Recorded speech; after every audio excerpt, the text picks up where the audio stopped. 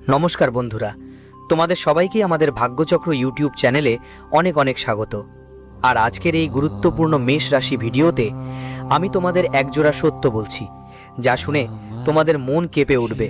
পারো তো ক্ষমা করে দিও, কারণ এই সত্য শুনে তোমাদের লোম দাঁড়িয়ে উঠবে।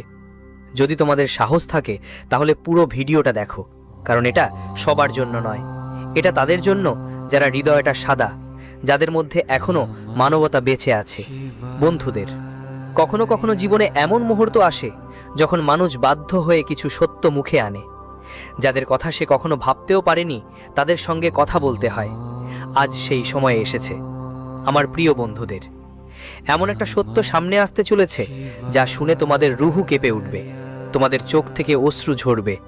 কারণ সেই জিনিসটা যাকে তুমি তোমার প্রাণের চেয়েও বেশি ভালোবাসো, যাকে তুমি তোমার সব কিছু মনে করো, সে এখন তোমার থেকে অনেক দূরে চলে যেতে চলেছে।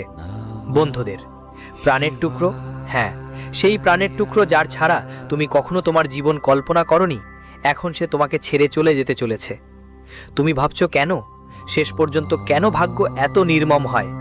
বন্ধুরা, যখন ভাগ্য লেখে তখন কাউকে জিজ্ঞেস করে লেখে না, আর যা লেখা তা মুছে ফেলা কারো হাতের কাজ না। তোমার এক ভুলেই পুরো পরিবার রক্তের চোখ রোবে। সাবধান হও, কারণ গুরুজি আজ একটু আবেগপ্রবণ হয়ে ভিডিও বানাচ্ছেন। কারণ গত 30 বছরে যা হয়নি এমন একটা বিরল গ্রহ সংযোগ আগামী 10 দিনের মধ্যে ঘটতে যাচ্ছে, যেখানে তোমার এক ভুল পদক্ষেপই তোমাকে মৃত্যুর মুখে ঠেলে দিতে পারে। কিন্তু তোমার বাড়তে সতর্কতা কালকে ঠেলে দেবে, আর তুমি সেই চ্যালেঞ্জ পার করে যাবে। আজকের ভিডিওতে অনেক বড় ভবিষ্যৎবাণী রয়েছে। এই ভবিষ্যৎবাণীকে যারা অস্বীকার করবেন তাদের লাখ লাখ টাকা পুরস্কার দেওয়া হবে। তোমরা মনে রাখো, যখন রাহু, শনি আর মঙ্গল এই 3 গ্রহ কারো কুণ্ডলীর ষষ্ঠ ঘরে একসাথে থাকে, তখন এমন মিলন প্রতি 30 বছরে একবারই হয়। আর পরবর্তী 10 দিনের মধ্যে তোমার রাশির কুণ্ডলীতেও এই মিলন ঘটতে চলেছে। রাহু শক্তিশালী হলে মানুষ খ্যাতি পায়, ধর্ম পায়, পড়াশোনায় ভালো ফলাফল করে। শনি যখন দয়ালু হয় তখন মানুষ দিনে দিনে অনেক উন্নতি করে। আদালত বিচার কাছের কাজও সুষ্ঠুভাবে এগিয়ে যায়, লাখ লাখ টাকা ঋণ মেটে যায়। আর যখন মঙ্গল দয়ালু হয় তখন মানুষ ভালো ব্যবসা করে, চারিদিকে প্রশংসা পায় এবং সবাই তার নাম নেয়। সেই মানুষ অনেক বড় জয়ে নিজের নাম লিখিয়ে নেয়। কিন্তু বন্ধু, যখন এই 3 গ্রহ একসাথে ষষ্ঠ ভবনে থাকে, তখন 3টির মধ্যে একজন গ্রহ এমন হয় যার নেতিবাচক প্রভাব ফেলে। কারণ জ্যোতিষশাস্ত্রে বলা আছে, যখন 2 বন্ধু গ্রহ একসাথে আসে তখন তারা মানুষের জীবনকে নরক থেকে স্বর্গে নিয়ে যায়। কিন্তু একই ভবনে যখন শত্রু গ্রহ আর বন্ধু গ্রহ টক্করায়, মানে শনি আর রাহু যখন এক জায়গায় থাকে, তখন আপনার জীবনে নানা রকম বিপরীত পরিস্থিতি তৈরি হয়। যেখানে শনিদেব কৃপা দেন, ঠিক সেখানে রাহু বাধা দেয়। তখন আপনি নিজেই সামলাতে হয়। মঙ্গল কখনো আপনার পক্ষে থাকে, আবার কখনো আপনি একটু ঠান্ডা হয়ে পড়েন, কখনো বিপক্ষে চলে যায়। তখন আপনার গ্যাসটা অনেক বেশি হয়। তাহলে আগামী 10 দিনে কি হবে? 30 বছরের মধ্যে এমন একটা বিরল মিলন হচ্ছে, যেখানে রাহু, শনি আর মঙ্গল একই ষষ্ঠ ঘরে আছে। তো এই 10 দিন কেমন কাটাবেন? আপনার স্বাস্থ্য কেমন থাকবে? তোমার চাকরির জন্য, পরিবারের জন্য, প্রেমের জন্য শেষ পর্যন্ত কি কি বড় পরিবর্তন আসতে চলেছে? আজকের ভিডিওতে এমন তথ্য যা তোমার মাথা ঘুরিয়ে দেবে। আমরা তোমাকে বলবো, মন বসিয়ে শুনো আর ভিডিওটা পুরোটা দেখো, কারণ গুরুজি আজ পর্যন্ত যেসব ভবিষ্যৎবাণী করেছেন কেউ মিথ্যা প্রমাণ করতে পারেনি। আজকের এই ভবিষ্যৎবাণীতে যেসব কথা বলা হবে, এক একটা কথা এক একটা সত্য প্রমাণ হবে। তাই গুরুজির এই ভবিষ্যৎবাণী খুব মন দিয়ে শোনো। তোমার পায়ের তলা থেকে মাটি সরে যাবে, কারণ যা তুমি স্বপ্নেও ভাবনি এখন তা তোমার সাথে ঘটতে চলেছে। শনিদেব করুণা বর্ষণ করতে চলেছেন। শুধু রাহুর কথা মাথায় রেখে কিছু সাবধানতা মেনে চলতে হবে, কিছু কাজের খেয়াল রাখতে হবে। যদি এই ভুল হয়ে যায় জীবনে, তাহলে শনিদেব, রাহু আর মঙ্গল তোমার জীবনে হই হই করে দেবেন। আর গুরুজির আজকের কথা মানলে এই ভিডিওটা শেষ পর্যন্ত দেখে নাও, সব কথা মেনে নাও, আর দেওয়া সাবধানতাও মেনে চলো। উপায়ও করো, মন্ত্রজপও করো, তাহলে সব চিন্তা ছেড়ে দাও। এর পরের 10 দিনে শুধু উন্নতি আর সুখ আসবে। গুরুজি তোমাকে সবকিছু বুঝিয়ে দেবেন। শুধু এইটাই, ভিডিওটা শেষ পর্যন্ত দেখো, কারণ আজ এই ভিডিওটা শেষ পর্যন্ত দেখলে যা পাবো তা তোমার জীবন বদলে দেবে। কিন্তু সবচেয়ে আগে শনিদেবের সঠিক ভক্তরা এই ভিডিওটা লাইক দিয়ে কমেন্ট বক্সে মন থেকে জয় শনিদেব লিখে যাক। আজ তোমার কাজ হয়ে যাবে। দেখো বন্ধু, শনিদেব তোমার পরীক্ষা নেবেন, তোমার জীবনে অনেক কষ্টও দেবে, আর তোমাকে পরীক্ষা নেবার চেষ্টা করবেন। তোমাকে প্রতিটি পরিস্থিতিতে সাহস ও নির্ভীকতা নিয়ে তোমার চ্যালেঞ্জগুলো পেরোতে হবে। যেমন ধরো, হয়তো 4 জনের মাঝে তোমার অপমান হতে পারে, তোমার জাতি নিয়ে বা তোমার টাকার জন্য 2 কথা শুনতে হতে পারে।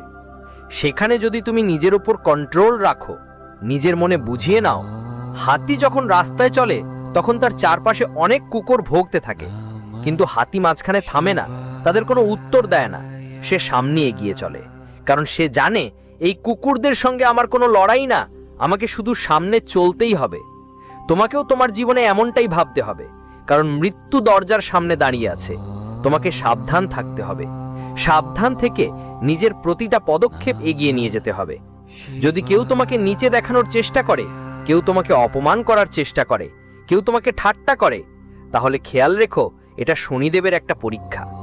এই পরীক্ষায় পাশ হতে হলে, তাদের আশীর্বাদ পেতে হলে তোমাকে এসব ঠাট্টা, গালি আর অপমান সহ্য করতেই হবে। যেমন আমরা অনেক সময় সব জানলেও চুপ থাকে, ঠিক তেমনই তোমার খেয়াল রাখতে হবে যে লড়াই করা বা ঠাট্টার জবাব দেওয়া ঠিক না। যদি কেউ তোমাকে গালি দেয়, তাহলে আবার গালি দিয়ে বা অপমানের জবাব অপমান দিয়ে তুমি শনিদেবের পরীক্ষায় ফেল হয়ে যাবে। বুদ্ধিমান মানুষ সেই নয় যে ইটের জবাবে পাথর দেয়, বুদ্ধিমান মানুষ সেই যে ছোড়া ইট দিয়ে নিজের বাসা বানিয়ে নেয়। তাই শনিদেব চান তোমার জীবনে এমন মানুষ আসবে যারা তোমাকে খারাপ বলবে, কিন্তু তোমাকে তাদের কোনো জবাব দিতে হবে না। তোমাকে নিজের মনকে এতটাই বুঝাতে হবে যে এখন গালি দিয়ে কিছু হবে না, আমাকে তাদের জবাব দিতে হবে আমার সফলতার মাধ্যমে। যারা তোমার প্রতি ঈর্ষা করে, তোমাকে যখন দেখবে বড় মঞ্চে, তখন তারা ঈর্ষায় পুড়ে ছাই হয়ে যাবে। তোমাকে তাদের কোনো জবাব দেওয়ার দরকারই পড়বে না, তারপর তারা তোমার মুখ দেখতে মরবে। তুমি এত বড় মঞ্চে পৌঁছে যাবে। এখন শুধু নিজেকে সামলে রাখো। যেমন গরম জল কিছুক্ষণ পরে নিজে নিজে ঠান্ডা হয়ে যায়, তেমনি রেগে যাওয়া, কেউ আমাদের খারাপ বলে, তাচ্ছিল্য করে, গালিগালাজ করে, তখন রাগ লাগে। কিন্তু সেই সময় নিজেকে থামিয়ে কিছু সময় শান্ত থাকো, তাহলে রাগ নিজে নিজে চলে যাবে, শনিদেবের পরীক্ষায় পাশ হয়ে যাবে। হওয়া অনেক জরুরি। তারা তোমার সততারও পরীক্ষা নিতে পারে। সততা এমন এক ধরনের, যখন তুমি কাউকে বেশি টাকা দিয়েছো আর সে মানুষ তোমাকে টাকা ফিরিয়ে দিচ্ছে না, তখন সেটা তার বেয়ামানি। কিন্তু তুমি কাউকে টাকা দিয়েছো আর সে তোমাকে বেশি টাকা ফিরিয়ে দিচ্ছে, তখন তুমি স্পষ্ট করে বলো, আমাদের এত টাকা লাগবে না, শুধু আমাদের পাওনা টাকা চাই। তুমি বেশি দিচ্ছ, তাহলে সেটা তোমার সততার পরিচয়। সততা শুধু টাকার ব্যাপারে হয় না, সম্পর্কের ক্ষেত্রেও সততা থাকা খুবই জরুরি। কখনো কখনো বিবাহিত মানুষরাও অন্য কোনো মেয়ের সঙ্গে জড়িয়ে পড়ে যায়, কারণ সুন্দরী হওয়াটা একটা বড় ফাঁদ। এই সৌন্দর্যের আকর্ষণে কেউ না কেউ অন্য নারীর ফাঁদে পা দেয়, আর এটাই শনি দেবতার পরীক্ষা। কারণ যার টাকা গেছে তার কিছু যায় আসে না, যার সম্মান গেছে তারও কিছু যায় আসে না, কিন্তু যার চরিত্র হারিয়ে গেছে তার কিছুই বাঁচে না। তোমার চরিত্রে বড় আঘাত আসবে, এমন পরিস্থিতি তৈরি হতে পারে যেখানে অন্য কোনো পুরুষ বা নারী তোমাকে নিজের দিকে টানবে, কিন্তু তুমি ফাঁদে পড়লে পরীক্ষায় ফেল করে যাবে। একদম খেয়াল রাখতে হবে, শনিদেবের পরীক্ষা হালকা কিছু নয়। তোমাকে তোমার চরিত্র নষ্ট হতে দিতে হবে না। তোমাকে শুধু এইটাই মনে রাখতে হবে যে আমারও একটা স্ত্রী আছে, আমারও একটা স্বামী আছে, উনি আমার সব কিছু, আর ওনার বাইরে আমি কারোর দিকে তাকাতেও পারি না, আমি আমার স্ত্রীর বাইরে কাউকে দেখতে পারি না। যদি এই মনোভাব থাকে তাহলে তুমি পরীক্ষায় সফল হবে। কিন্তু ধরো তোমার বিয়ে হয়নি, তাহলে তোমাকে কারোর আরেকজন স্ত্রীর সাথে জড়াতে হবে না, এমন পরিস্থিতিও হতে পারে। একজন বিবাহিত মহিলা তোমাকে তার শিকার বানাতে পারে, আর তুমি যদি তরুণীর উন্মাদনায় তার চক্রে পড়ে যাও, তাহলে খুব খারাপ পরিস্থিতিতে পড়তে হবে। এই চক্র থেকে বের হতে গিয়ে তোমাকে জেলের শাস্তিও ভোগ করতে হতে পারে। বড় ধরনের মামলায় তুমি পা দিতে পারো, তাই নিজের চরিত্র রক্ষা করেই চলো। রামায়ণের যুদ্ধে আমরা কি দেখি? ফুসকি রাবণের কাছে সোনার লঙ্কা আছে, মন্দোদরীর মতো চমৎকার এবং বুদ্ধিমান স্ত্রী আছে, বিভীষণের মতো ভাই আছে, মেঘনাথের মতো ছেলে আছে, এমনকি সব ধরনের সুখ সুবিধা আছে। হোক সেটা বিমানী বা সোনা, কি লঙ্কা হোক, রাজগদ্দি হোক। কিন্তু অন্যদিকে প্রভু শ্রীরাম, যিনি তার বাবাকে হারিয়েছেন, বনবাস যাপন করতে হচ্ছে তাকে। বনবাসী তার স্ত্রীকেও হারিয়েছেন, টাকাও তেমন নেই, কারণ তিনি তো ঝুপড়িতে জীবন কাটাচ্ছেন। তারপরও প্রভু শ্রীরাম রাবণকে হারিয়েছেন, কারণ প্রভু শ্রীরামের চরিত্র আছে, যা রাবণের একেবারেই নেই। চরিত্র থাকে, তাই সে প্রভু শ্রীরামের মতো হয়। কিন্তু যার চরিত্র থাকে না সে রাবণের মতো শেষ পর্যন্ত ধূলিসাৎ হয়ে যায়। এই কথা তুমি বুঝে নেবে তো তোমার জীবন বদলে যাবে। যদি তুমি এই সাবধানীগুলো মেনে চলো তাহলে রাহু তোমার কিছুতেই ক্ষতি করতে পারবে না। তারপর রাহু তোমার জীবনে একের পর এক সুখ নিয়ে আসবে। যার কুণ্ডলিতে রাহু শক্তিশালী হয় তার জীবন সম্পদে ভরে যায়। গুরুজি, এখন আমি এক এক করে তোমায় সুখের কথা বলবো। অবশেষে কি কি সুখ তোমার জীবনে আসছে তার বিস্তারিত তথ্য পাবে, প্রতিটি ধরনের সুখ পাবে। এই ভিডিওটা যদি দেখছো তাহলে শেষ পর্যন্ত দেখে নাও, কারণ গুরুজির এই ভিডিওটা তোমাকে কিছু দুঃখের কথা বলছে, তারপরও কিছু সুখের খবরও দিচ্ছে। এই ভিডিওটা তোমাকে সব দিক থেকে প্রস্তুত করছে। আগামীকালের জন্য যদি তুমি কিছু ব্যাপারে খেয়াল রেখে কিছু সুখকে নিজের করো তাহলে তোমার জীবন স্বর্গের চেয়েও সুন্দর হয়ে উঠবে। এই ভিডিওটা শেষ পর্যন্ত দেখলে তুমি সুখের কথা জানতে পারবে, সমাধানও পাবে, আর গুরুজির চমৎকার মন্ত্রটাও জানতে পারবে। তাই এখন পর্যন্ত যদি ভিডিওটা দেখেছো তাহলে একটু সময় আরও দেওয়ায় কি যাবে, কারণ এই ভিডিও তোমার একদিনের বা 2 দিনের নয়, বরং আগামীর জন্য। সারা সময় তোমার জীবনকে ঝকঝক করে তুলবে। তোমার জীবনে যা প্রথম সুখ আসবে সেটা হলো খ্যাতি। খ্যাতির মানে এই নয় যে তুমি অনেক বড় সেলিব্রিটি হয়ে উঠবে।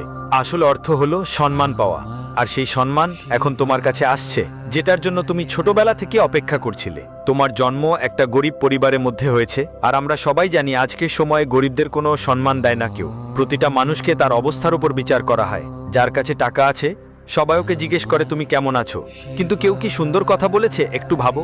সিক্কে পড়লো আমার পকেট থেকে, সিক্কে পড়ার আগেই আত্মীয়রা গায়েব হয়ে গেছে।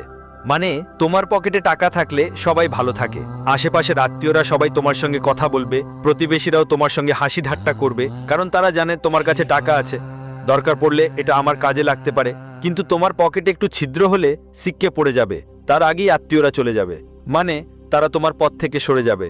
তাই গুরুজি তোমাকে বলতে চান যে একটা বড় সুখবর পাবা, যে তোমার খ্যাতি বাড়তে পারে, আর এটা মানুষটা সোজাসাপটা টাকায় টাকায় জড়িত।